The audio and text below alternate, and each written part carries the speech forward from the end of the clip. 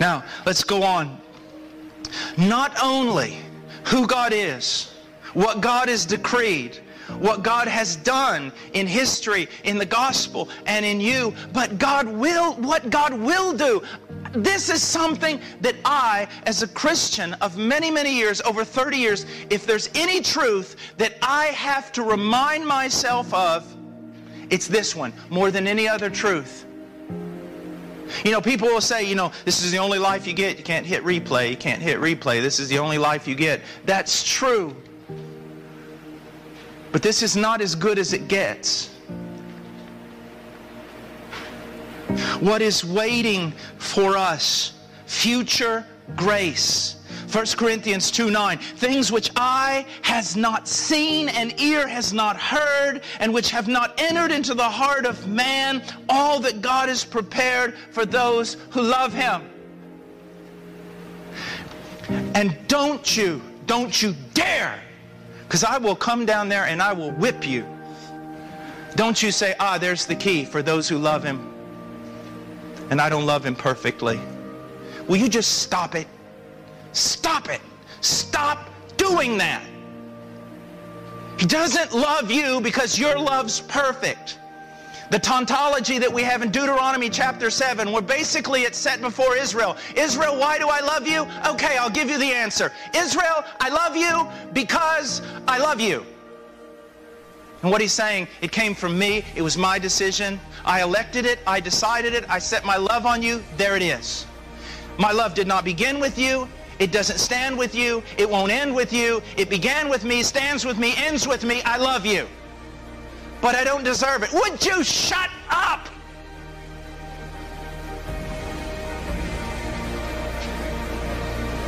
See, Jamie, you don't have to be cultured or intelligent to preach here. I'm evidence. Quit it. There's a counseling, well, it's a funny thing on YouTube my wife showed me the other day, and she loves it because the person comes into this counselor and they tell all the problems, and the counselor says, well, I can answer this in 2 words. Stop it. Stop it.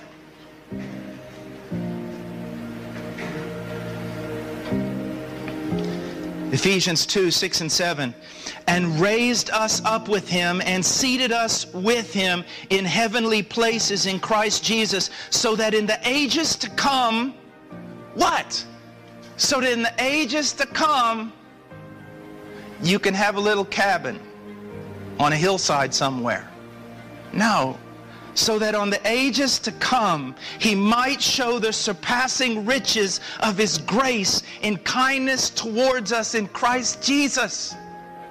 God has saved you in order to demonstrate to all creation, including principalities, powers, mights, and dominions, how good He is. That's why He saved you. And that's why He chose you. Not many noble, not many wise, not the big ones, not the smart ones. Why did Paul say? Why did he choose the base ones, the weak ones, the ones that are not? Why? So that he could show how good he is. Lavishing the greatest blessings, turning over the inheritance of his own Son to the worst humanity has to offer. Imagine if someone was getting bad press, a billionaire was getting bad press, that he wasn't charitable. And so he just picks you and says, I'm going to use you for a special purpose. I'm going to lavish all my wealth upon you so that every time someone looks at you, they understand how charitable, how good, how loving, and kind I am. How many of you would sign up for that? That's what God has done. Let me put it this way. That when you walk into glory, it will be an object lesson for all creation. Even creation that we don't even know or understand. And they will look at what you were, what you are, what God has done, the grace He has poured out on you. And they will worship God in a way they could have never worshiped Him before if He had not done this good thing for you. But then it doesn't stop there. If we could say that there is chronology or day after day in heaven, if we could say such a thing so that our mind could comprehend it, every day God would increase the grace, lavish more and more upon you each day, so that each day all of creation will look at you and have a greater vision of how God is and worship Him to a greater degree. Folks, that's a great future. This is absolutely wonderful. It's wonderful. Sometimes when I'm working on a book on the gospel and I'll come in the office and they'll say, "What did you study yesterday?" He's wonderful. He's wonderful. It doesn't matter what language I know. There's no word. I can't. It makes me so mad.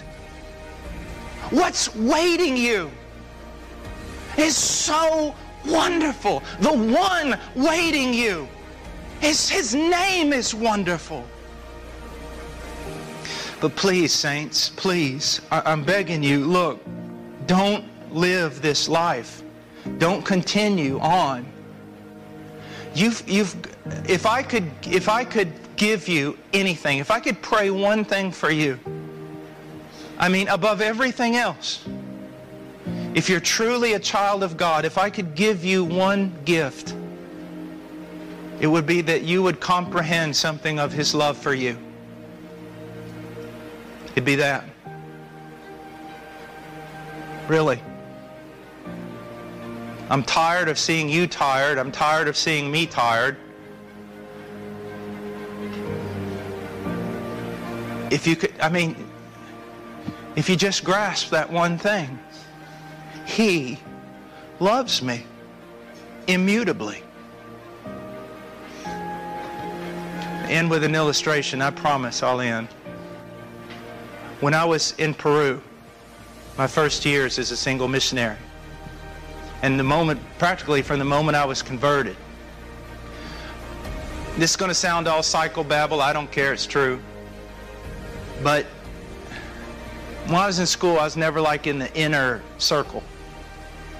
Not the best athlete, not the best this, not the best that. And I determined that when I became a Christian, yeah, it was fleshly. You can do your diagnosis, but please do it at home. Right now, just listen.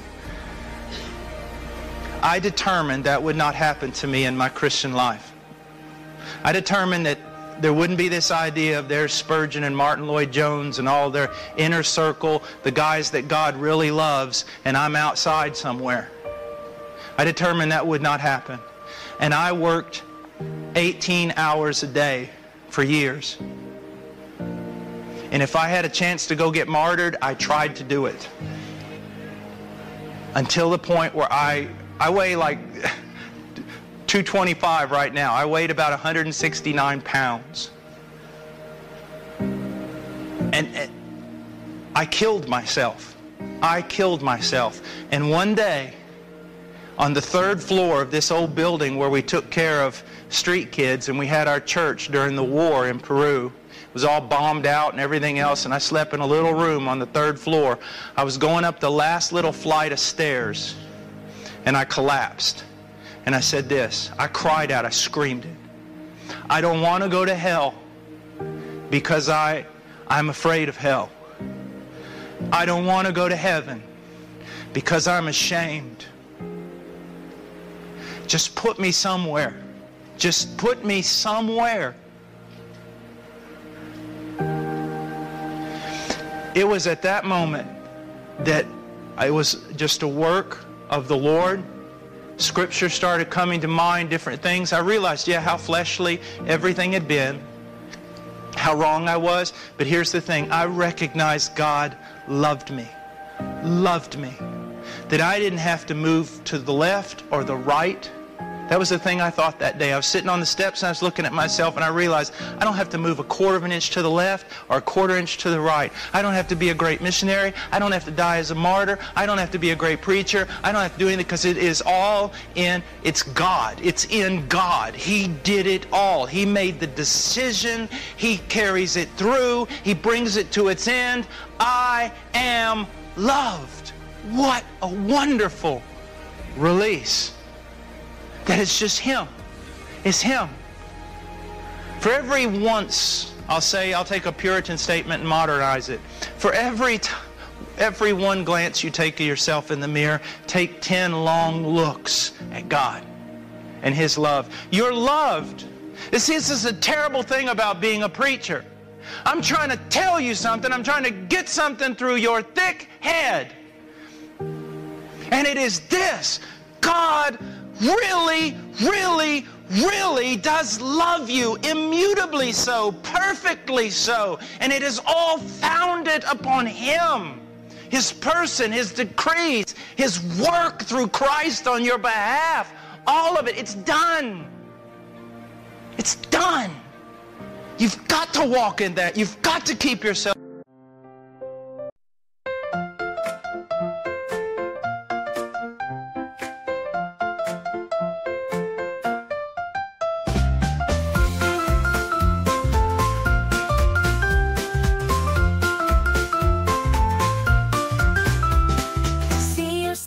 By the door, heart's a drum, I want some more. Eyes meet mine, gotta get close. We could dance, just let it flow. Summer mornings feel so bright, sunshine beams in your eyes so light. Every step we take feels so free. You and I, we hold the key.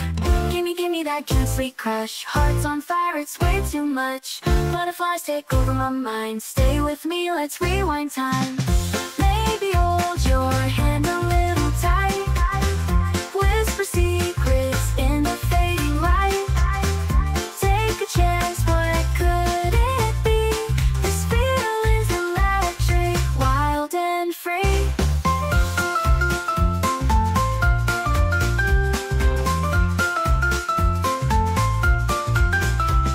City lights, they paint the scene. Holding hands, a teenage dream. Sharing glances, feeling shy. Love's a wave, we're riding high.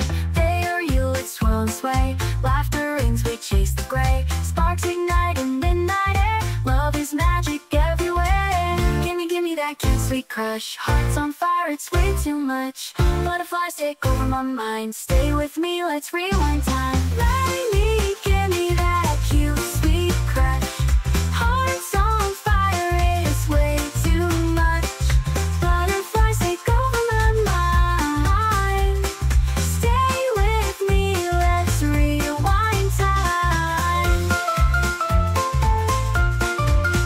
Sunshine crush, forever young. This melody on our tongues. Sunshine crush, a summer dream with you by my side. It all seems real.